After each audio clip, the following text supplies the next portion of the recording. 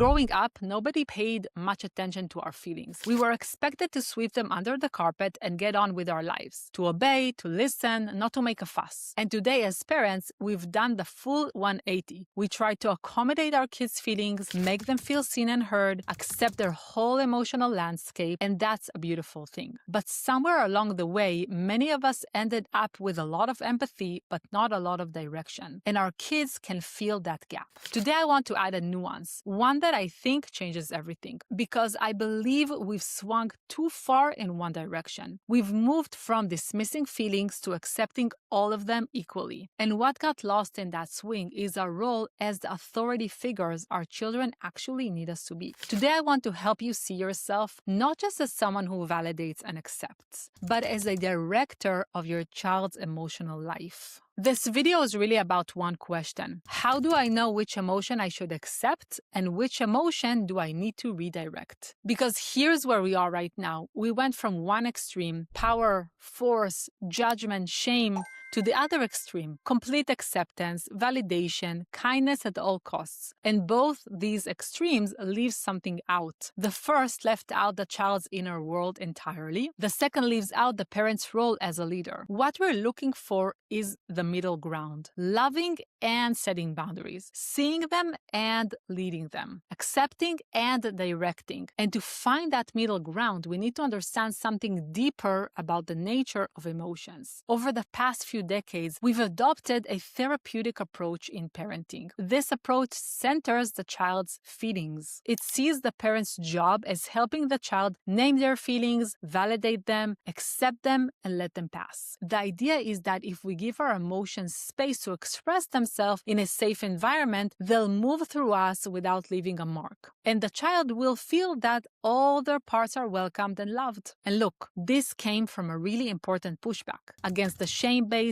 emotionally distant parenting that many of us grew up with. That pushback was necessary, and this approach is genuinely beautiful in many ways. But there's something missing, and the missing piece here is guidance. If all emotions are welcome, accepted, validated, and given their place, then what about those emotions that are destructive? The ones that are hurtful to ourselves and others. The ones that make us say things we don't mean, behave in ways that we're not proud of, push away the people that we love. The therapeutic approach says all emotions are valid, but not all behaviors are acceptable. You can feel the anger, but you're not allowed to hit. And I understand this distinction, but I want to go one level deeper because Jewish wisdom gives us something the therapeutic approach doesn't. And it starts right there, at the level of the emotion itself. As Yechiel Harari explains in his book, Breaking the Boundaries of Personality, The Foundations of Jewish Psychology, there is a distinction between what he calls wanted and unwanted emotions. And the distinction isn't about good or bad in a moral sense. It's about, does this emotion drive me towards connection, action, and creation? Or does it push me inward? Does it disconnect me? Does it take over my whole being and crowd out everything else? A wanted emotion moves you outward, towards others, towards the world, towards your purpose. An unwanted emotion does the opposite. It collapses you inward. It takes over and refuses to share space with anything else. And here's what I find so important. Unwanted emotions are not bad in and of themselves, but what they create is negative. That's why we are allowed to call them negative emotions, not because of what they are, but because of what they do. On a deeper level, the whole role of emotions is to drive us toward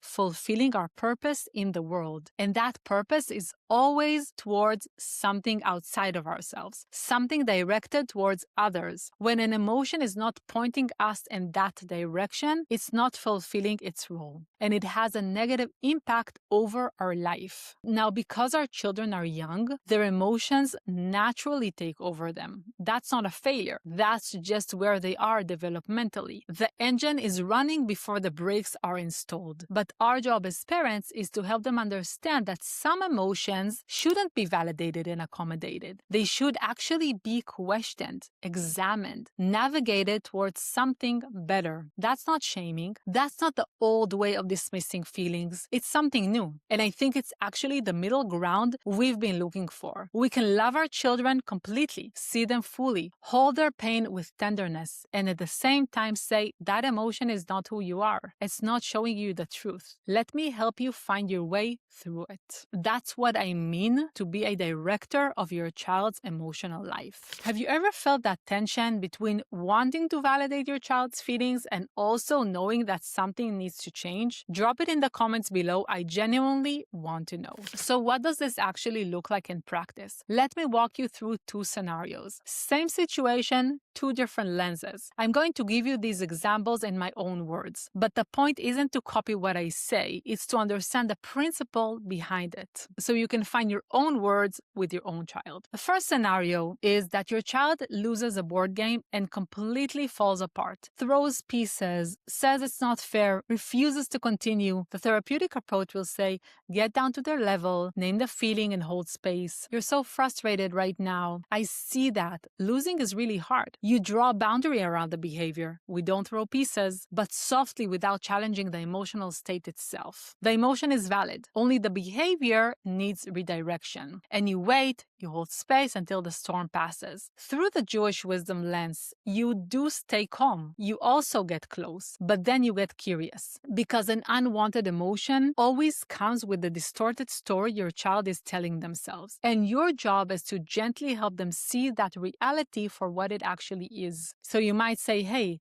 tell me what happened in there. And they might say, it's not fair, he always wins. And you say, always? He always wins? Well, not always. So what do you think actually happened today? I just lost. Right, you lost. And that felt really awful. But losing and it being unfair, are those the same thing? You pause, you let that land. I know this feeling is strong right now, that it's telling you a story, but I don't know that that story is true. What do you think? You're not dismissing the pain. You're not bypassing it, but you're teaching your child something essential, that their emotions aren't always showing them reality, that they are bigger than what they're feeling right now, and that they're capable of seeing clearly even when it's hard. Now let's take another scenario. Your child is deeply jealous of a sibling who gets more attention, who got a better gift, who got better results at school. They're sulking, withdrawn, making comments under their breath. The therapeutic approach will say, let's hold that feeling. Don't dismiss it. Normalize jealousy as a universal human experience, right? We can say something like, it makes sense you feel that way. It's hard to see someone else getting something you wanted. You validate, you hold space, and you wait for the feeling to move through. Jewish wisdom, on the other hand, will also start with warmth, because without warmth, none of this will work. You sit with them. You don't come in with answers. And then you get curious about the story underneath the jealousy. You seem really bothered. What's going on? And they can say, it's just she always gets everything. Nobody cares about what I want. And then you can ask, nobody? That's a big word. Do you really believe that? And then they will say, it feels like it. Okay, when did it start feeling that way? And then they'll tell you, and you listen, but you really listen. And then you can gently direct it. Can I ask you something? When you're feeling this way, do you feel good inside? Does focusing on what she has makes you feel more like yourself or less? And then they may say, less, I guess. Then you can say, that's what I noticed too. Because the real you, the one that I know, isn't someone who needs to shrink because someone else is doing well. That jealousy is telling you a story that you are less. But is that true? So you're not lecturing, you're actually holding up a mirror. You're helping your child see that the jealousy is distorting their view of themselves and of reality. You're pointing towards something truer about who they actually are underneath that feeling. That's a completely different thing from just waiting for it to pass. In both those scenarios, I'm not skipping the empathy. I'm not shaming the emotion, but I'm also not parking there. I'm using the emotion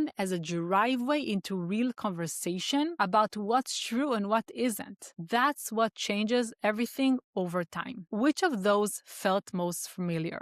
The game, the jealousy, or is there another scenario in your house that you would want me to walk through? Drop it in the comments below. I genuinely think about making more of these. Now, if this kind of thinking is resonating, I want to mention something I'm launching on May 19th. It's called the Parenting Wisdom Membership, and it's a space where we go much deeper into frameworks like this one together. We take these ancient ideas and bring them all way down to what actually happens in our home. The real conversations, the hard moments. I'm learning this alongside you. The link is below if you want to be part of this group. Now, I want to leave you with this. The therapeutic approach to emotions came from a really important place. Pushback against generations of shaming and dismissing children's feelings. And that pushback was necessary. But I think we've overcorrected. And what I'm finding in this framework is something that holds both things at once. Deep unconditional love for the child and a refusal to let the unwanted emotions have the last word on who they are. You can see your child fully, every feeling, every struggle, and still believe that there is something in them that is bigger than all of it. Most days I get this partly right, but having this language, wanted versus unwanted emotions, has genuinely changed the way that I show up.